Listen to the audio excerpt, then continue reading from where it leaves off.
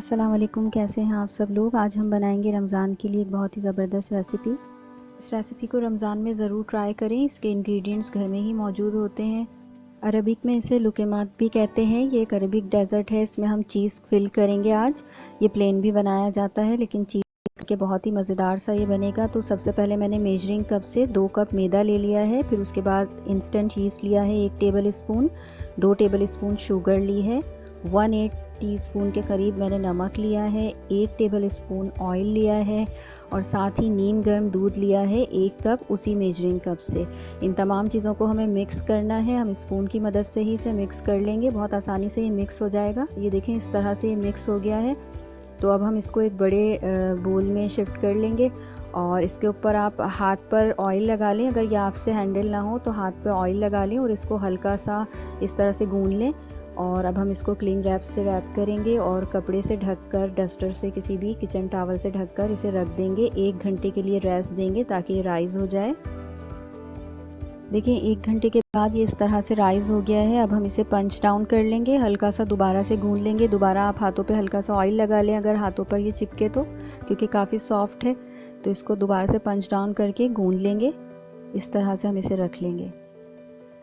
अब देखिए यहाँ पर मैंने चीज़ ले लिया है। ये कॉटेज चीज़ है। नॉर्मली जो प्रोसेस चीज़ आता है उसके छोटे छोटे आप इस तरह से चंक्स करके रख लें और हाथों पर ऑयल लगाकर छोटे छोटे से इस तरह से आप बॉल्स बनाने हैं हमें, तो छोटे छोटे से आटे के पीसेस ले लें। उसके बीच में इस तरह से चीज़ को रखेंगे और इस तरह हल्के से इसको मिक्स करके ऊपर से इसको प्रेस करके पेड़ा सा बना लेंगे, छोटा सा। आप जितना भी छोटा इसका पेड़ा बनाएंगे ये साइज़ में 2 गुना ज़्यादा बढ़ जाएगा। तो उस चीज़ का ख्याल रखें कि आपको कितना बड़ा पेड़ा बनाना है। अब मीडियम हीट पर मैंने ऑयल को गर्म किया है और मीडियम टू लो हीट पर इन्हें हम फ्राई करेंगे।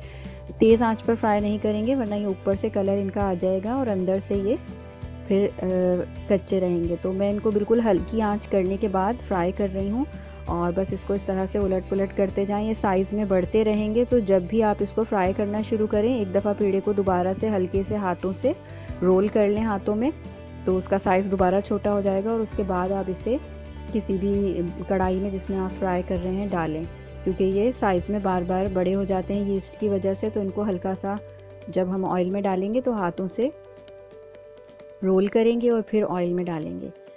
तो इस तरह से इनका बहुत ही अच्छा सा कलर आ जाएगा। हर तरफ से हमें इन्हें घुमा घुमा कर इस तरह से फ्राई करना है। गोल्डन सा खूबसूरत सा इन्हें फ्राई करना है। ये देखें बहुत ही अच्छे से ये फ्राई हो गए हैं। आंच बिल्कुल लो रखेंगे, हम गर्म कर लेंगे मीडियम हीट पर तेल को और बाद में आंच को लो रखेंगे।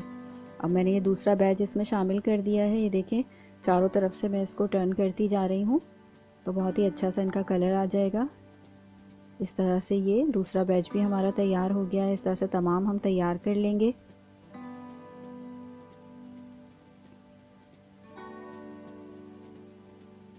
फ्राई करने के बाद एक एब्जॉर्बेंट पेपर पे इन्हें निकाल लें ताकि इनका एक्स्ट्रा ऑयल जो है वो उसमें जज़्ब हो जाए। वैसे बहुत ज़्यादा ऑयल ये जज़्ब नहीं करते, इनके अंदर जो हमने यीस्ट शामिल किया है उस वजह से।